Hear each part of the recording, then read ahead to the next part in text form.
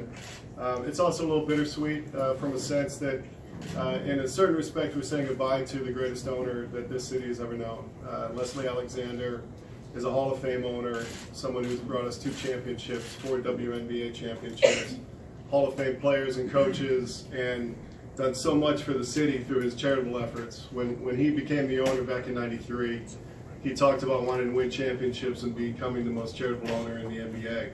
And for the city of Houston, for all of us here, that's exactly what he did. So we can never thank him enough. And I know that Tilman and Leslie have known each other for years, and Leslie couldn't be more happy or proud of this day and having the team transition to Tilman.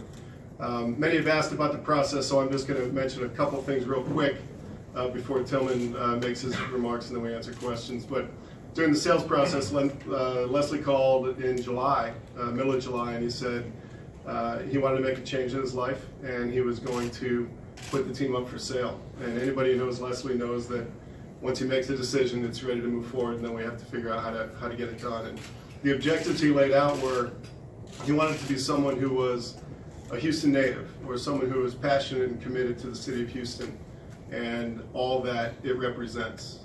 Also someone who is going to embrace the culture and embrace the team and the resources and the people here to help us get to the next level through their passion and creativity. Someone who is going to be able to close quickly. Didn't want this to be a sales process that could possibly get in the way of what could be a really special season. And we didn't want this to become a distraction to the team. And then finally, he just wanted a fair price from someone who was prepared to close either individually or with their partners. And I think all of those objectives were clearly met. Everybody who knows Tilman knows how passionate he is, how committed he is, how excited he is to become the next owner of the Houston Rockets. So on behalf of our organization, on behalf of Leslie, congratulations, Tilman, and welcome. Thank you.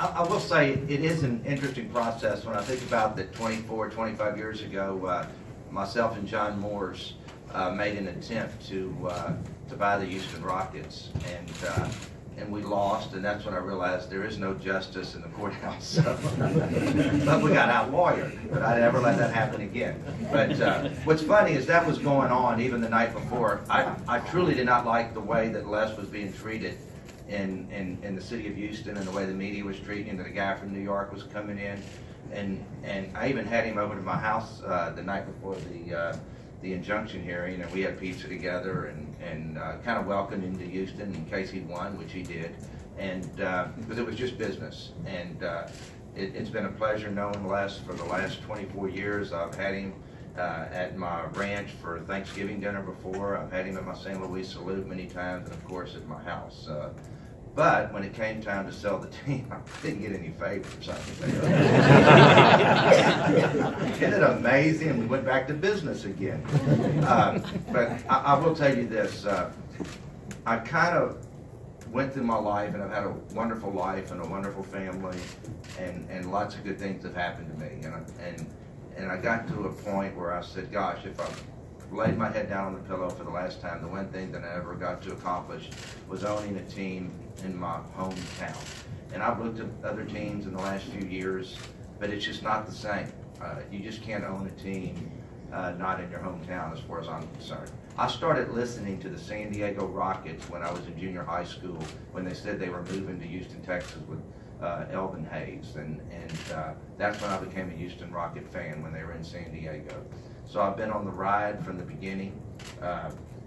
Les kept me involved in the team. I had the 2 championship rings from '93, '94, but this is a different feeling, let me just tell you guys. And I feel very special that this opportunity came upon me.